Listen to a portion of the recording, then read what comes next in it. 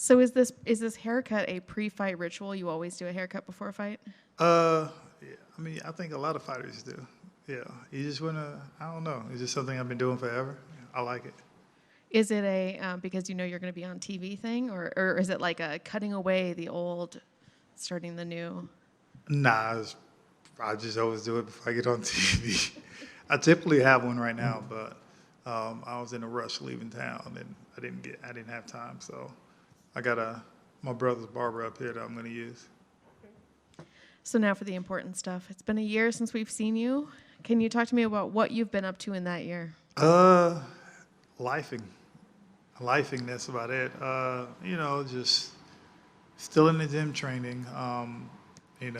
Family, kids. So that's about it. But other than that, man, like just happy to get it in again. So I've been feeling good. I don't know, just happy.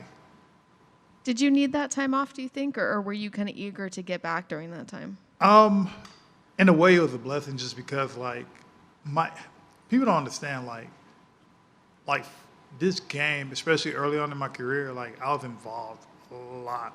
Like if you see me, I, I don't even know. I think this fight might put me at or time me for either put me at the most fight in the light heavyweight division or have me tied at the light heavyweight division. Um, but people don't realize early on in my career I wasn't beat up, but like now it's just like I'm even the year I didn't want it off, but I needed it because my body feels great now. So So was there any time during that break that you felt like not that you might not return? Was there any time where you felt like this this is lasting too long? nah. I tell you one thing I do that I think I have above a lot of other fighters is, and the reason I'm able to last as long as I am, and the reason I'm able to do as much as I'm able to do, is me actually taking care of my body. And I tell people that comes from, me playing football at University of Tennessee. Hey, look, I need to get this done. I need to get that done. So it's like a weekly regimen where I'm getting deep tissue done. Where I'm seeing the chiropractor. If I feel something is kind of off or whatnot, I don't try to fight through it. I can kind of taper back. Hey, look, I got this going on, and me actually seeing the right PT people asking the right questions. Because over time, I get to know my body, and especially when you're talking to a PT person, I'm like, hey, look, I know where I'm hurting, and you start actually using their lingo. They were like, okay, you've done this a time or two before, so you know what you're talking about. So with me doing that, it helped out. That helped out tremendously. Like literally, if I'm hurting somewhere, I'm like, hey, I'm around this area. This area is hurting. Um, what's the name of this area? And then be like, okay, this is the name. So if I go to somebody else, I don't have to worry about, oh, I forgot the name. I know everything. Hey, this part of my body is hurting. This is the type of treatment that works for me. This is the type of treatment that actually I have, like, good work with. Some people would be like, okay, I don't like to do it this way. I say, look, I'm telling you what's worked for me, and we can try it, but this is what works for me, and I know how my body responds to it. So that's kind of one of the helping factors where I listen to my body, I know what's wrong with my body, and I actually know where to go and how to get it taken care of. So can you talk to me a little bit about the phone call when you got the name Kennedy? What were your first thoughts? The return, the date, the location, all of that. Um, it was a good phone call. Like I said, I just want to get back in there. I mean, the 205 division, like it's different. Right now, it's so shook up. It's crazy because for the better part of 10 to 15 years, you only had like two champs in that division. That was John in DC. Now in the past year and a half, how many times the belt's been switched around? It's been crazy. But the 205 division, like I'm kind of, I guess, one of the last guys that's in there. But still, I still feel great, feel fast, feel strong. So when I got the phone call, I was definitely excited about it. Good matchup. He's a tall. Um, he actually he actually has more reach than I do. So a lot of guys I end up having probably an inch. He has an 83-inch reach, long. He likes to strike. He's good at I guess surviving sometimes an onslaught and then coming back and finishing people, whatnot. And a lot of people try to gas themselves out finishing him. So I know with me, I got to be careful on that aspect. But he's a good fighter. I tell anybody, anytime people be like, oh, well, he's an okay fighter. I'm like, bro, he's fighting in the UFC. If you fight in the UFC, you're a pretty freaking good fighter. So. Are you expecting to have to go the 3 rounds with him then? It sounds kind of like you might be. Man, I'm expected to go 8 seconds, which is the fastest fight I ever had in my life. I'm expected to go 3 rounds. So whether I can finish the fight in 8 seconds or I can finish the fight, 3 rounds at the end of the night, the only thing that matters at the end of the night is me getting my arm raised at the end of the night. So if it's 8 seconds or if it's, 3 rounds, I'm good to go. I noticed you had a trailer for a movie on your Instagram. Are you in that movie? No, I am not. I just, my manager told me to put a trailer movie. The movie's actually out right now. I'm actually going to watch it here probably this week. Is there any desire to be in a movie? It sounded like no. I mean, I was in one You a while were? back. What movie? Was it Black Bear? Okay. What did you play a fighter? Yeah, I played a bad guy. So what did you think of the experience? It's kind of like choreographed dancing. To be honest, as a kid and when you used to watch all the action-packed movies, all the fight scenes, you'd be like, oh my God, this is so unreal. Like you want to try them, but everything's choreographed and people really don't get hit. But still, it's Hollywood. Hollywood makes everything looks good.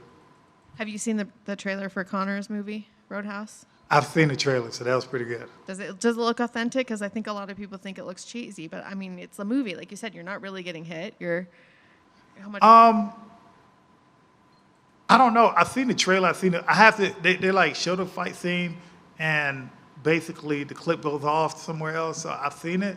I just I don't know. I want to check it out. I'm gonna check it out, but what movie? The movie that I really wanted to think about was Black Panther 2. Reason being because a lot of that shooting that they had took place in Haiti.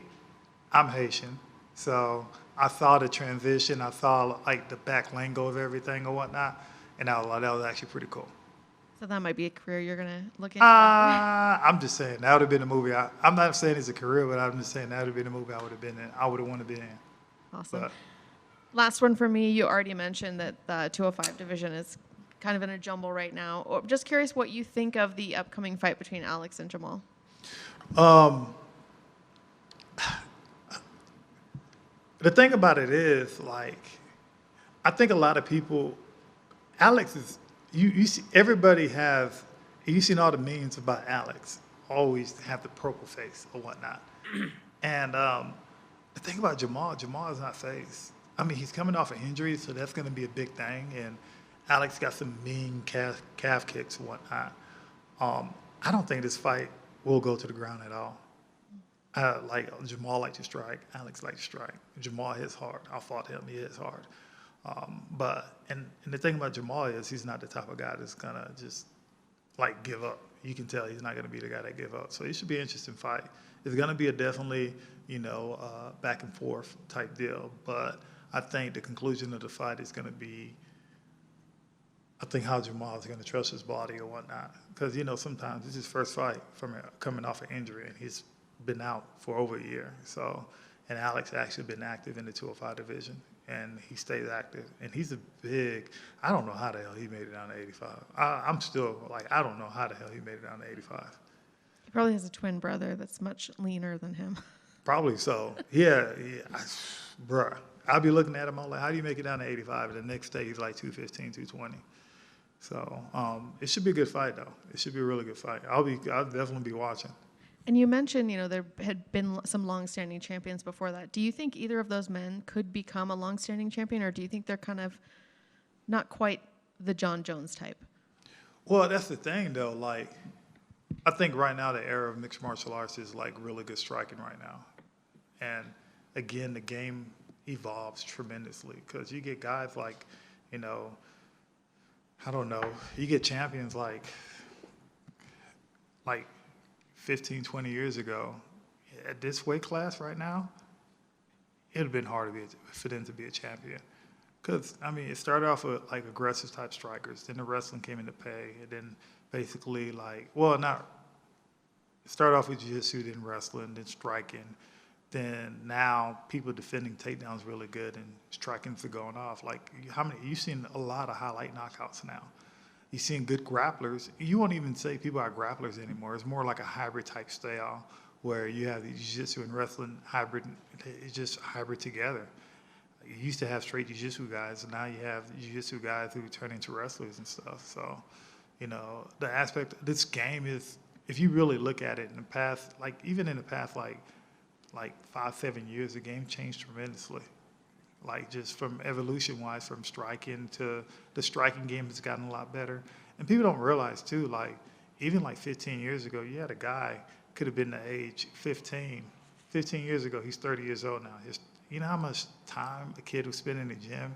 Like, that's amazing. I started when I was 25, 26. I was behind the ball game when I started.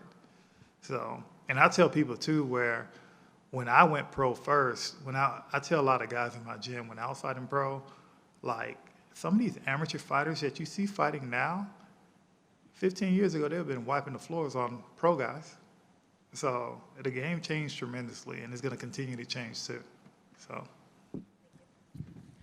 Speaking of that, I reached out to our stat guy, Mike Bond, back at Junkie, that, you know, because you mentioned about you thought this was going to be the record for light heavyweights. You're currently tied with Shogun at 24. This will be 25, so you will set the record. You will have the most fights in the UFC. That being said, you talked a little about how things have changed. You know, you've seen this go quite a bit. I mean, like in your time, you talked about the striking sort of change. What's the biggest thing that you've seen change in the sport from your time when you got in? You talked about the evolution, but what has really stuck out to you that the biggest involvement of the games since when you got into it? Shoot, I guess the biggest thing is the diet. Everything is scientific now, because back in the day, it'd just be like you die to cut weight. Yeah. You literally die to cut weight. But like now, everything, it's to the point you eating the night before weigh-ins. Typical fighters, back then, fighters didn't do that. Yeah. But you had so much diet that came through. You had, I remember, Dolce diet that came through. Yep. A lot of people still use, what's his name? I forget his name. Lockhart diet, a lot of people still use him. But then after the PI just basically got everything down to science. But you get other guys that actually know what they're doing, like kind of dive into like just doing stuff like I know I worked with Tyler Minton before. He's really good at doing stuff like that. But and the thing about it is, with him, he fought before too, and he understands how things work, or how your body works and whatnot. Because some things could work for some fighters and whatnot, and that's the biggest thing. I think even with the UFC, like talking to the people at the PI when they're working on your diet and stuff, I'm like, hey, look, I know this shit sucks, but I'm sorry. I know this sucks, but, this is the way you have to do it. But the diet now is, like, I'm happy because I get to eat during weigh-ins, or not weigh-ins, I get to eat during fight week. But not even that, the hydration process afterwards, A1. Just simply because you had guys, I remember after like my second or third pro fight, was it pro fight? I think it was an amateur fight. I can't remember, but I remember after weigh-ins eating some pizza, and I'm like thinking to myself, like, now I used to do some dumb stuff, but like now, like I said, the game changed. Everything is more fine-tuned. Like, what do you eat? How do you eat? Okay, this is your weight goal. If you eat this much amount of food, this much amount of calories, and you train this much, this is exactly the weight you should be. And shoot, I'd be god darn. If you do that, that's exactly the weight you are. And you feel good the whole entire time instead of feeling like you're killing yourself, essentially. So, I know you've been athletic your whole life, but, with the science out there and with, like you said, the diet and stuff, at what point in your career did you finally embrace that particular stuff? You talk about all the extra stuff that you're doing outside to take care of your body, but at what point in your career did you finally say, okay, I really need to start looking at all the fine things outside? Technique's one thing, strategy's one thing, but when did you decide that you had to dial in the diet and dial in what it took to be physically fit to be able to keep doing this for so long? I mean, for me, I tell people I've been in the weight room all my life. You know, I was a three-letter sport in high school, played football at University of Tennessee, and basically still kept myself in shape afterwards and whatnot. And I think for me, that never went away. I constantly trained my body to do that. And what's crazy about it is when I can get my body out of whack, but when it's time to tune in, my body literally be like, okay, I know what it is. I know how this feels like. Let's go. And I just can push my body to the max and be good. That's the fortunate thing about me. Some people don't want to do it. I love to train. I love to work out. I've been doing it forever. That's pretty much the only thing I know. It's kind of scary too, just because, you know, when all of this is all said and done, people will be like, you're not going to work out. I was like, man, I'm going to work out every single day. I'm still going to work out. But as of right now, nothing is done. So I'm good. I'm good to go. Well, now you're, in a sense, you're going into the record books, you know, for leading for the most light heavyweight fights. But how do you feel? I mean, is this now a number that you want to run up? I mean, you're 40 years old, but do you still see yourself fighting 2 years, 3 years? How does the body feel? Bro, look, there's other guys that my body feels great, to be honest. Like, again, it's one of them things. Like I said, I've been blessed in a way just because, like, early on in my career, anytime I needed help, anytime like I had something wrong with me, I was able, like, even early on when you started, like I was able to essentially go to the University of Tennessee and use the trainers that I had and be like, hey, I have this wrong with me. Can you help me out? They'd be like, all right, cool. Sit here. We'll give you the rundown. Boom, boom, boom, boom. Next thing you know, I need you here twice, 3 days a week. I need you here twice or 3 days a week so you can get treatment. I'm still able to use their weight room, cold plunge, the trainers, everybody been to me open arms, you know. Even talking to Coach Hypo, he been like, hey, look, anything we can do for you, you let us know. And I was like, believe me, I'm in there a lot. I was going to ask you, I remember in the past that they asked you back to speak to the players and stuff. Is that something you still get to do? Yeah, it's funny just for the simple fact where the linebacker coach, he's not at UT anymore, but when he was there, he's Haitian. So, you know, he recruited me out of high school. So him and we were talking. He was like, hey, look, I want you to come talk to our linebackers. And I'm like, all right, cool. I can come talk to your linebackers.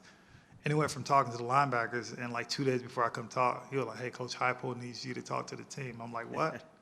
So I had to talk to the whole team. It was funny because we walked in there, and everybody was kind of talking. They put a highlight video, and everybody got quiet, which is cool, which I got their attention. Then pretty much I was answering questions for the next hour and a half. Hypo had to stop him from asking questions because he was like, okay, we had to stop him. We have never had this much questions asked before. So I was like, all right, that's pretty cool. But every time I go back to the complex and whatnot, it's pretty much all love. Everybody sees me. It's pretty much all love. MMA highlight or from your playing days? Huh? The highlight they show, was that MMA highlight or your football days? MMA highlight. Yeah. They don't want to see that. They know I used to play football at UT, but they don't want to see that. But when they see highlight, football guys will be like, ooh. So, but yeah. Last for me, tell me, break down Kennedy's striking. I mean, obviously, you know, he's expecting you to want to get him to the ground, but so he wants to try to stay standing. What do you think of his striking? How has it evolved since he's been in the UFC? I mean, his striking actually been pretty good. He's, like I said, he's very long. He's really good at throwing. He has a really sneaky cross that he throws and whatnot. But people also forget too, my striking is actually pretty good. Like, it had a dilemma when I first fought Shogun and whatnot, that people were like, he had advantage of his striking over me, and that kind of ticked me off. And I was like, okay, cool. And I ended up knocking him out. But you know, people don't realize, like, within this game, I have unorthodox submissions where I can get just unorthodox technique. So I have knockouts with my legs. I've broken people's arms with my legs. I have a knockout with my hands too. So, you know, it can go either way for me. So I think it's more I think the advantage goes more towards me. Some people might not think that.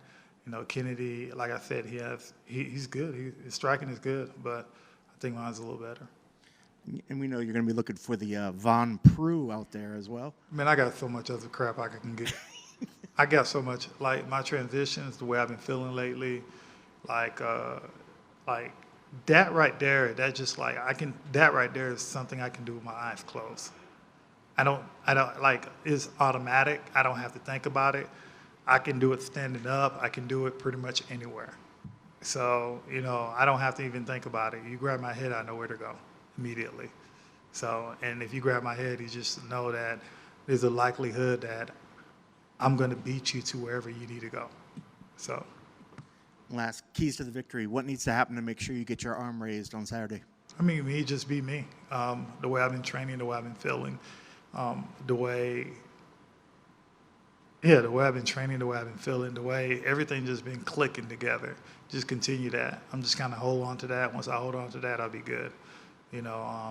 Also too, Mike have been helping me out a lot, so that's been tremendous. So he just say, look, Mike, I need your help, and he'd be like, okay, let's talk. We'll talk, and it's good.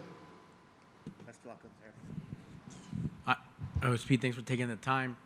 Or you touched on it a little bit about just, and if anything, your longevity. But we had that chapter with the Huas, Liddells, Rashad Evans, Lyoto Machidas, and now the one's kind of holding it down would be the OSP and like a Lionheart Smith. Now you're being matched up against that young gun. Do you feel any type of way? You're like the established guy, the name, and now you're in that position to where you're like, oh man, there's a dude up and coming. I'm facing him. Technically he's not up and coming. He had like probably 7-8 fights in the UFC now. But against a big name like yourself, like this is his biggest test against a living legend. It's bound to happen. It happened to me. It happened to me. So I remember I got the Shogun fight on the 8-day notice, and I remember watching when I first got involved in mixed martial arts. That's my man. That's who I was watching. And I was like, man, I get to fight Shogun. He was actually my hero, and I get to fight him. I was a nervous wreck for about 24 hours, and I was like, all right, let's go. But what's crazy about it is, after you make a leap like that, like my trainer said, after you make a leap like that, it was like you're not fighting guys with your level of potential. Everybody else you're going to fight are going to be dogs. So, and that's the thing people don't realize is like, oh yeah, I want to move up. I want to move up. Okay, suit yourself. When you move up, and you be like, oh crap. Because breaking in the top 15 is always good. Top 10, yes. But when you break into the top 5, there's a reason why like a lot of those guys in the top 5 kind of circling up there, because the margin of error is small and they can capitalize off of anything. And you get guys like even Glover, like he was in the top 5 forever, but there was a lot of fights that he had in the first round he was in trouble. But guess what happened? Boom, boom, take you down, crop, boom, submitted. So, those guys that they know how to capitalize on that margin of error. When I fought him, he told me, he was like, you probably hit me the hardest in my career, because I hit him with a body kick, and I thought it crumbled him, which it did. And he came back and, like, literally, I'm hitting him with everything. And he was like, hey, look, because I told him, he was like, your fight, he told me, your fight was one of the hardest I ever trained in my life. And I was like, why did you have to wait for my fight to do that? But, things change, though. But at the end of the day, I give him a good fight. He ended up finishing me. But, again, he's another legend in the game. No doubt. And shout out to guys like you and Glover in the 40s, because he was able to go get that belt. I'm not saying you can't do the same thing. Give me one little gem that this version of you is able to compete and stay relevant, as opposed to the younger version that you're like, man, I can't believe I get away with that. I'm so much better and smarter now. Technology.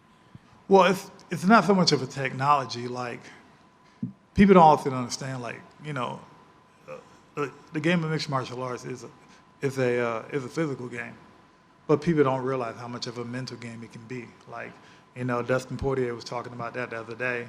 How, there's times you just start doubting yourself, like, hey, is it me? What am I doing? What should I do? Should I change anything or whatnot? But again, you start talking to people, and Micah has helped me out a lot. So, Like literally, hey, look, you're thinking too much. What are you doing right now? Hey, you need to catch on. You need to hold on to your balloon. So he tells me that, and I'm just telling myself, okay, cool. I've been feeling good. Even, when I'm going out running, I like running by myself at night just because the elements is a little different. So everybody can run outside during the daytime and feel good, but at night is a little different when you run at night. Your senses, all your senses tend to be heightened. I like that. It kind of gives me a flight or fight type of deal, which helps me out tremendously. And doing it helps, but doing it, I know when it helps when it's late at night, it's pitch black, and I see something run across me and I don't even flinch. Awesome.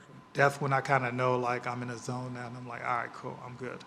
So, just doing different things to actually, bring your focus sharp, because I know what I'm capable of doing. People see me training in the gym, and like, I know what Vince is capable of doing. But a lot of times when you want to apply it,